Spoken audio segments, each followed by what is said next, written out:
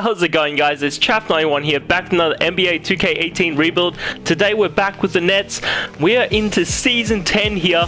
Last season we went 74-8. First in the conference, first in the NBA, new NBA record. We won it in 7 against the Timberwolves. Timberwolves did get a bit of a scare on us, but we managed to take it. Let's jump straight across here to the offseason. Player retirement, we've got Chris Paul retiring, Marc Gasol, 40. Well, these guys are 40, 41. Wow, that's they kept on going for a while. Steph Curry is retired finally. Eric Bledsoe, Drew Holiday, Dion Waiters, Hassan Whiteside, John Henson, Draymond finally retiring. Pat Bev, geez, some decent names in this one. There'll be a couple of Hall of Fames. Oh, okay. Steph Curry makes the Hall of Fame along with Chris Paul. Okay, whatever. Jersey retirement. Chris Paul gets his jersey retired with the Clippers for 6 years, and then with the Rockets as well. Draymond Green and Steph Curry both getting their jerseys retired. I thought Draymond maybe could have made the Hall of Fame, but I guess not. League meetings. Okay, this one, automatic points will be granted on shooting fouls, no free throws. I'm going to leave that rejected. I don't like the idea of that. All the others, they are not even close enough to getting accepted, so they're all going to stay rejected. Staff signing, CFO, we're good. We're good there. We're good there. We're alright there, I guess. Good there and good there. So we don't need anyone. Let's jump straight across to the NBA draft then and check out these prospects. See if there's anything decent. See if there's something worth going to the #1 pick. A B. No, not really.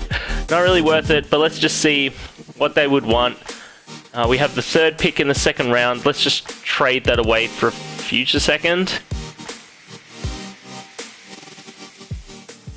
Let's want a straight up 2nd. Okay, cool. Awesome. So, we're not going to jump into the NBA draft, but we are going to see what it would take to get the #1 pick. Who has it, first off? Number 1, the Celtics do. They would want Luka, Josh Jackson. They'd give me Jason Tatum. Yeah, no. I'm going to leave that. I'm going to jump straight across to team player options. Let's see where we're at. Definitely bringing all of these guys back on their team options. Qualifying offers, we have none, which is good. And free agency. So let's check it out. So we've got Chris Tapps, Abe Jeffries, Jabari Parker, Willis Young, Robin Sloan, some decent names. Rudy Gobert, 34, taking a bit of a lower drop there in contracts. So I don't think I'm going to get any giant pickups because we are negative $224 million right now. So I definitely can't afford to get anyone big. If I make some sort of crazy blockbuster pull from free agency, I'll come back to you. Otherwise, I'll see you with our first trade or moving into the next season.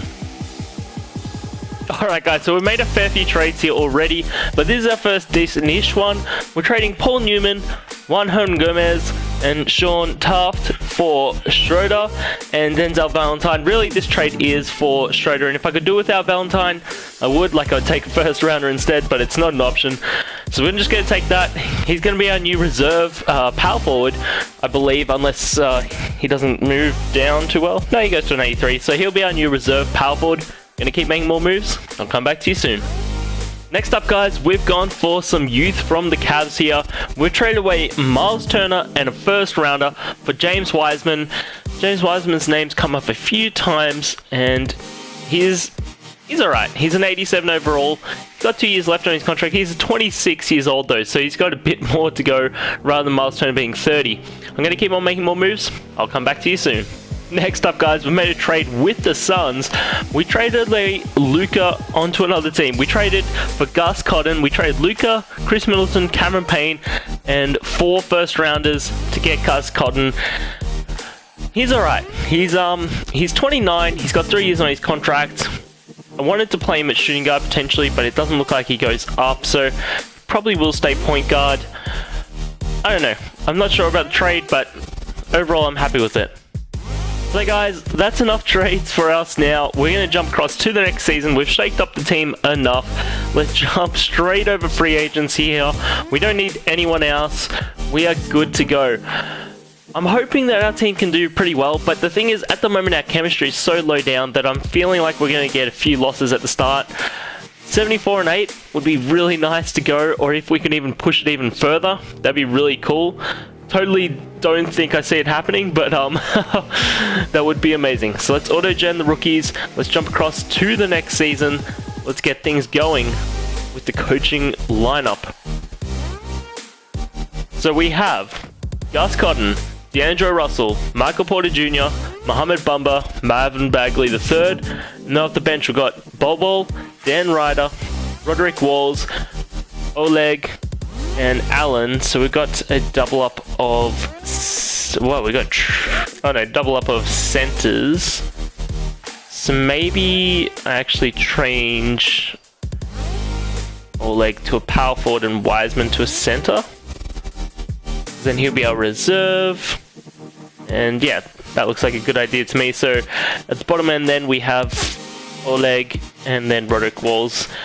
And that is good. Alright, cool. We're going to go to the first gen, see how the team's going. Hopefully doing well. And we're here at the first gen and we are 33 and 6. 95% team chemistry, first in the conference, probably first in the NBA. 33 and 6, yeah. We're only, I mean, it's pretty close. They're only 5 games behind us. They still have an awesome team. Until Cat goes, that team is always going to be awesome. On the other side, Hawks are right behind us. 7 games behind us, sorry. They're okay. Nothing too crazy. Player stats on the year so far. D'Angelo Russell is leading the team with 17 and 7 assists. Marvin Bagley III backing him up with 15 and 8 rebounds. Mohamed Bamba with 14 and 8 rebounds. Oleg with 13 and 5 rebounds. Michael Porter Jr. with 12 and 6 rebounds, 4 assists. Dan Ryder with 12 and 4 rebounds, 4 assists. Allen with 11 and 7 assists. Sexton with 10 and 5 assists. Walls with 10 and 4 rebounds. Team's going pretty well. Like, we have had a little bit of a drop-off compared to previous years, but we're still going pretty good. Wiseman, undecided at this stage, but player contracts-wise, he is here next year, so he's actually undecided for the following year, of which we only have 3 players that we're losing. That being said, they're all pretty major players, especially 2 rookies, so that's a bit scary. I don't think we need to make any moves. Like, let's look at this. Point guard, we've got a 90 and 88 and an 88, like, way overstacked. Shooting guard, we've got an 89, 88, 81. It'd be nice to get Allen up to a 90, but I don't... Oops, wrong one. Don't think that's possible. Yeah, so like moving him down doesn't do it. We could put Ryder back up to a shooting guard maybe, and I don't know. I don't like the idea of all these 88s at point guard. I really want one person who's a bit higher, but I'm going to do it because I like Ryder being a 93. So we're going to stick with that. So then we got Dan Ryder with Russell, so 93 and an 88. Then we're small forward, we've got 89, 89, 85, that's alright. Power forward, we've got 94, 90, 84. And center, we've got a 94, 90, 88. Like, that's overkill at the top end. Could move one of these guys, but at the same time, I don't think any of these guys can really play power forward. Walls sort of can, but he would be... oh, he'd be our... wait, we could play Walls there. Bamba at small forward. And then we would have a small forward that's above 90, and a power forward that's above 90, and still have a decent backup. Oh, and then may as well play Wiseman, and Walls can actually play center, or maybe this guy can play center. Yeah, we may as well run with that.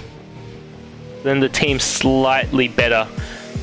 Point guard would be the only position I would love to solidify more, but looking at the point guards in the league, no one is actually higher than an 88.